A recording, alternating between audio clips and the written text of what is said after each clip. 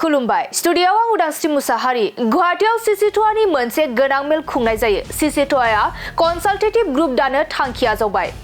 नंगौ दिनै गुवाहाटीआव थानाय ट्राइबेल रेस्ट हाउस पल्टन बाजाराव CCTOA मोनसे गोनां मेल जुथुमनाय जायो। बे गोनांथार मेलाव आसाम सरकारा बांसिन सुबुं अनजिमा थानाय आरो फारफ्रोमबो बिथिङाव जौगानाय आसामनि मोनद' हारिनो ST मोनथाय होनो थाखाय ग्रुप अफ मिनिस्टारनो होनाय रिपर्टनि सायाव नायबिजिरनो थाखाय CCTOA मोनसे कनसाल्टेटिभ ग्रुप दानो थाखाय दिनैनि मेलाव थांखि आजावनाय जायो।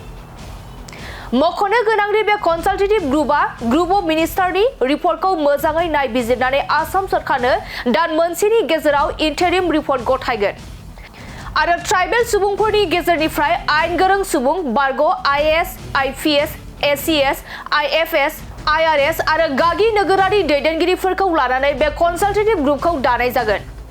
CCTOA बे गोनां मेल जुथुमनाय मेलाव दुलाराय बर' फरायसा आफादनिफ्राय मानिनां आफादगिरि दिपेन बर' आरो लोगो गाहाय नेहाथारि दिनेश ब्रह्म बिथांमोना बाहागो लायो।